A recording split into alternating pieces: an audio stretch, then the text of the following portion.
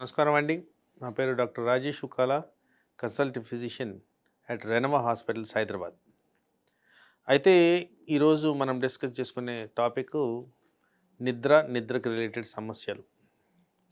అయితే ఎందుకు నిద్ర గురించి ఈరోజు మనం డిస్కస్ చేసుకోవాలి అంటే, నిద్ర అనేది ఆల్మోస్ట్ మనం డే టు డే చూస్తున్న డిసీజెస్ అన్నిట్లో కూడా మేజర్ కాంపనెంట్.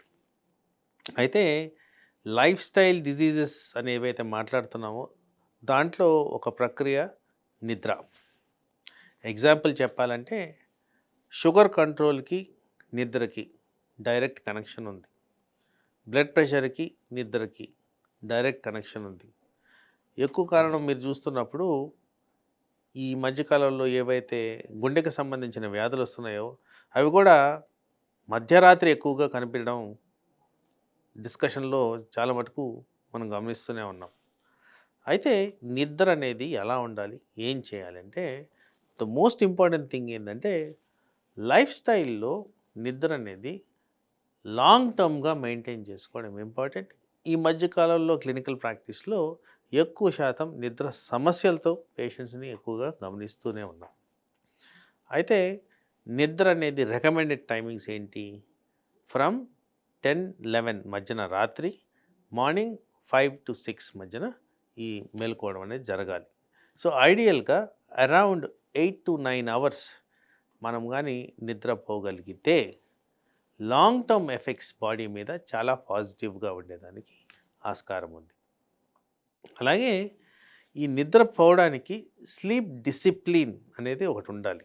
ఈ స్లీప్ డిసిప్లిన్లో ఎప్పుడు పడుకుంటున్నాం, ఎప్పుడు లేస్తున్నామే కాకుండా ఎలా పడుకుంటున్నాం అనేది కూడా ఇంపార్టెంట్. ఎందుకంటే పొజిషన్ ఆఫ్ ద బాడీ బట్టి కూడా మన బాడీ మీద ఎఫెక్ట్స్ అనేవి ఉంటాయి. పర్టిక్యులర్గా నిద్ర సమయంలో మనం ఫుల్ స్టమక్ మీద పడుకుంటున్నామా లేదా, స్నానం చేసి పడుకుంటున్నామా లేదా, మంచి దుస్తులు వేసుకొని పడుకుంటున్నామా లేదా, ఇవన్నీ కూడా స్లీప్ సస్టైనింగ్. అంటే నేను ఏదైతే 8-9 అవర్స్ పడుకోవాలంటే వీటిల్లో ఇవి మ్యాక్సిమం బెనిఫిషియల్ రోల్స్ చూపిస్తున్నాయి కాబట్టి ఇవన్నీ కూడా చాలా ఇంపార్టెంట్. తర్వాత నిద్రకు సంబంధించి స్లీప్ ఆన్సెట్లో ఈ బ్లూ లైట్ ఏవైతే మోస్ట్ ఆఫ్ ద స్క్రీన్స్ మీద ఉన్నాయో ఇది స్లీప్ ఆన్సెట్ని డిలే చేస్తుంది. అందుకోసం నిద్ర అనేది ప్రాపర్గా పోవాలంటే నిద్ర onset before at least 3-4 hours before screens అనేవి స్టాప్ చేసేయాలి. ఈ స్క్రీన్స్ చూసిన దానివల్ల ఆన్సెట్ ఆఫ్ స్లీప్ డిలే అయ్యేదానికి ఆస్కారం ఉంది. అదే కాకుండా ఆహారం నిద్రపోయే ముందు అట్లీస్ట్ 2-2.5 అవర్స్ బిఫోర్ కంప్లీట్ చేయాలి. అదేవిధంగా ఎక్సర్సైజ్ అండ్ జిమ్ యాక్టివిటీ కూడా 2-3 అవర్స్ బిఫోర్ కంప్లీట్ చేయాలి. ఇవన్నీ చేసిన దానివల్ల నిద్ర వల్ల వచ్చే బెనిఫిషియల్ ఎఫెక్ట్స్ ఏవైతే డయాబెటీస్ కానీ, హైపర్ టెన్షన్ కానీ, హై కొలెస్ట్రాల్ కానీ, మానసిక ఒత్తిళ్ళు కానీ, అబ్స్ట్రక్టివ్ స్లీప్ యాప్నియా కానీ ఇవన్నీ కూడా దీర్ఘకాలంలో నివారించుకోవచ్చు. అయితే ఇక్కడ నిద్రకి మన డైలీ యాక్టివిటీస్ కూడా కనెక్షన్ ఉందండి.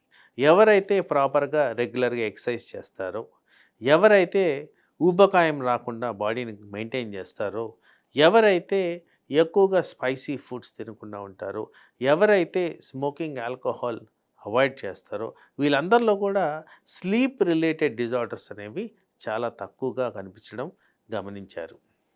అదే కాకుండా ఒకవేళ నిజంగా స్లీప్ ఈ వర్కింగ్ ప్యాటర్న్లో నైట్ షిఫ్ట్స్ చేసిన దానివల్ల డిస్టర్బెన్సెస్ వస్తుంటే మీరు న్యాచురల్ పద్ధతుల్లో ఒకవేళ నిద్రని సమంగా తెచ్చుకోలేకపోతే డాక్టర్ని సంప్రదించి వాళ్ళ సూచనలు సలహాలు మెయింటైన్ చేస్తూ టెంపరీగా వాళ్ళు రికమెండ్ చేసిన మెడిసిన్ చేసి వాడిన దానివల్ల కూడా నిద్ర సస్టైనబిలిటీ అనేది ఇంపార్టెంట్గా మనకి వస్తుంది.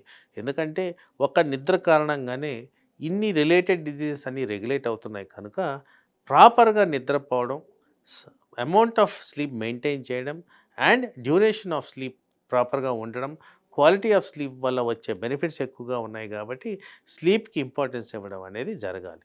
నమస్తే.